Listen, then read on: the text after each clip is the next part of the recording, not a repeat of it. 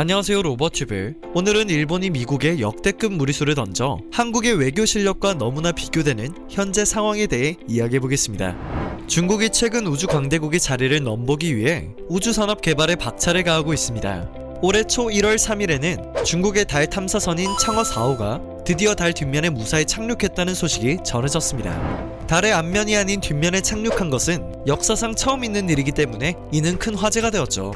중국은 2011년부터 우주에 대해 깊은 관심을 보였으며 2045년까지 세계 최고의 우주 강국이 되겠다는 발표를 한 바 있습니다. 시진핑 주석은 이루고자 하는 우주몽에 한 걸음 가까워졌죠. 미국은 아폴로 계획에 따라 12명의 우주 비행사를 달에 보냈었는데요. 이후 어떤 국가도 유인 달 탐사에 나서지 못했죠. 중국을 견제하고 있는 미국의 입장에서는 중국이 우주 굴기 기술을 이용할 정도로 발전을 이룬 것이 탐탁치 않았을 것입니다. 2018년 중국이 우주 개발에 박차를 가하자 트럼프 대통령은 지난 5월 다시 유인 달 탐사를 시작하겠다고 발표합니다. 이른바 아르테미스 계획이었습니다. 아르테미스 계획은 천문학적인 비용이 드는 프로젝트입니다.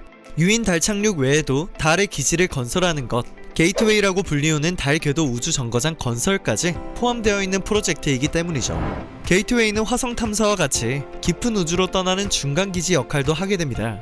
과거 미국은 달 탐사와 우주 비행선 프로젝트를 계획한 적이 있었으나 비용적인 문제 때문에 프로젝트를 접게 되었습니다. 중국이 개발에 박차를 가하고 있는 현재 미국은 어느 때보다 아르테미스 계획을 성공하고 싶어하는 입장입니다. 천문학적 비용이라는 문턱에 가로막히자 미국은 일본에 러브콜을 보냈는데요.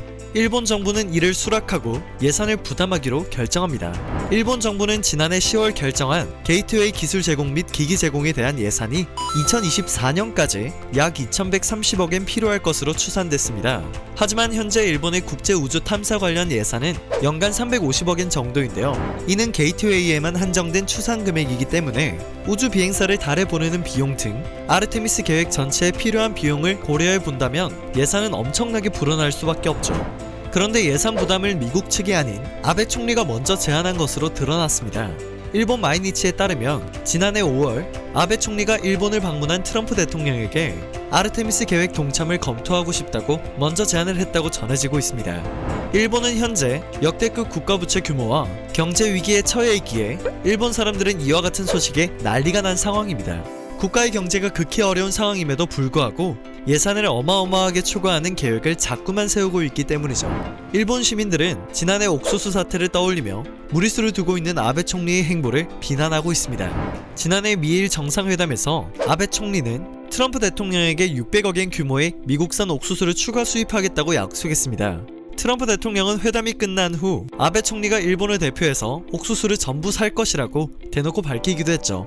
아베 총리가 업계와 사전 협의를 거치지도 않고 추가 구매를 약속했기에 일본 내에서는 큰 비판이 일었습니다. 업계는 현재 미국산 옥수수를 굳이 더 수입하지 않아도 된다고 주장하며 입장을 분명히 했었죠. 아베 총리는 이러한 여론을 의식하여 이후 열린 중의원 본회의에서 미국의 옥수수 추가 구매를 약속한 적이 없다는 거짓말로 여론을 잠재웠었습니다. 이러한 일화들이 과거부터 많이 발생해왔기 때문에 아베 총리는 퍼주기 협상으로 미국과의 밀착을 과시한다며 조롱을 받았습니다. 일본이 아무 쓸데없는 옥수수를 수입하는 것과 다르게 한국은 지난해 미국 천연가스 수입 계약 체결을 진행했습니다. 뉴욕 BP사와 2025년부터 15년 동안 총 96억 1200만 달러 어치의 미국산 LNG를 구매하는 장기 계약이었습니다. 한국도 똑같이 호기인 것 아니냐 하시겠지만 계약을 체결하며 한국은 미국의 체면과 한국의 중동 에너지 다변화 정책을 확고히 했습니다. 중동에서 구매하던 일정량을 미국산으로 바꾼다는 카드로 적절히 협상해서 사용하여 천연가스 비용을 70%까지 내려 저렴하게 구입하는 데 성공하기도 했죠. 또한 이 계약 체결로 트럼프의 자국보호 무역에서 한국이 미국의 천연가스 최대 수입국 중 2위가 되어 추후 방어카드로 써먹을 수 있는 한 수가 되기도 했습니다.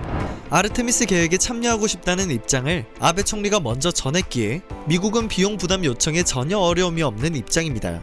때문에 현재 일본 정부가 추산한 예산보다 더 많은 비용 부담을 요청하고 있는 상황이라고 하네요. 아베 총리의 선택이 과연 옳은 선택이었을지 결과가 매우 궁금해집니다.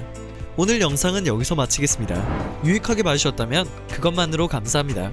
늘 새롭고 정확한 뉴스를 전달해드리는 로버튜브 되겠습니다.